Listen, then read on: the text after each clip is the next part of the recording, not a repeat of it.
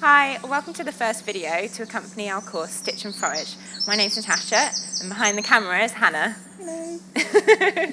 So our first video is going to accompany the first module, which is called Forage. So naturally we're out foraging today. These are the things that I bring with me in my basket.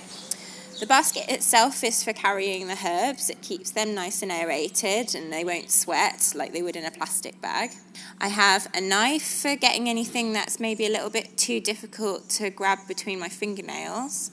I have a jar and some vodka so that I can make some fresh tinctures on site.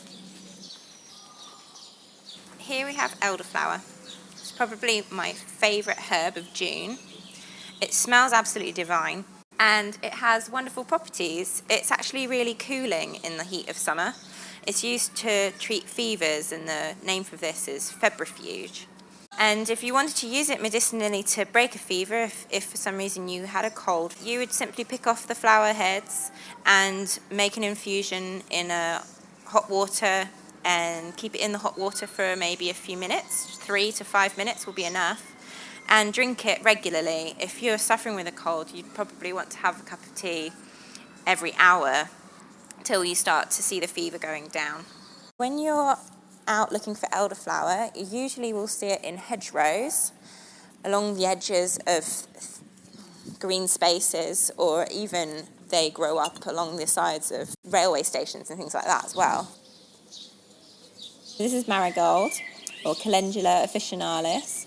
It's absolutely gorgeous. I talked about in the course about how the colour of it, it's just impossible not to get a smile on your face when you look at it. And it's really wonderful medicine for healing wounds, whether they're stomach ulcers on the inside or ulcers and wounds on the outside, doesn't matter. You'd use a tea for medicine for the inside of your body, and you would make it into a cream usually, or buy it as a cream from, say, Neal's Yard Remedies or a whole food shop near you, and use it around wounds that you've got, like simple cuts. And you can use it instead of like a salve that you'd have in your first aid kit, really. So it's lovely. Here we are at this lovely lawn of daisies. What people don't know about daisies is that it's sort of like our native arnica. It's related to arnica. And if you've used arnica before, you'll know that it's good for bruises. And you can use daisies in the same way. I've actually used it as a topical preparation by soaking the fresh daisies in oil that you have handy, cover them completely, having stuffed the jar with daisies as much as you can, and then strain it, and you can use the oil straight onto bruises. You could even use that to make a balm or cream as well.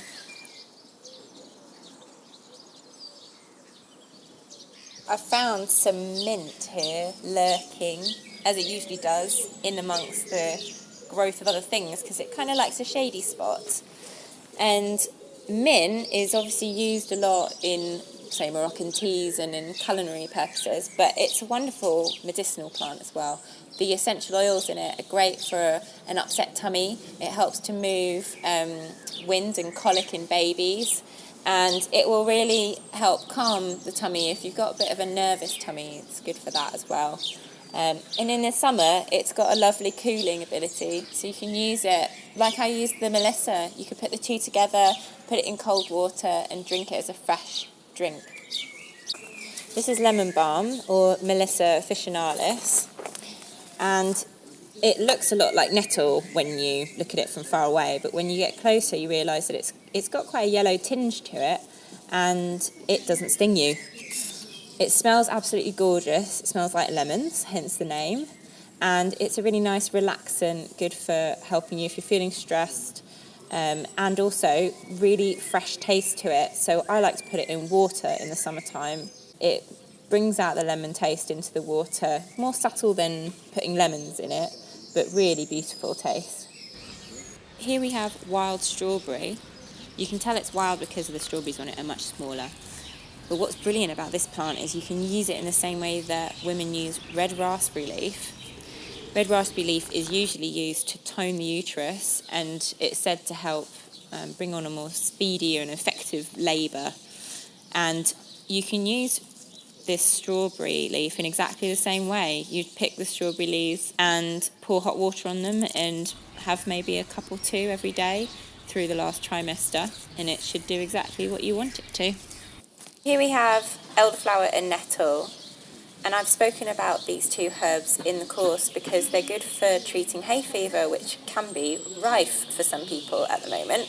The season can be quite long, depends on what exactly you are allergic to, but the elderflower and nettle are both antihistaminic, which means that they help to reduce the histamine or allergic reaction that you have to the pollens. So it's nice to just start having them as soon as possible if you've already got symptoms, or if you know you're going to have them later in the season. Start now, and hopefully you'll stop yourself from getting them.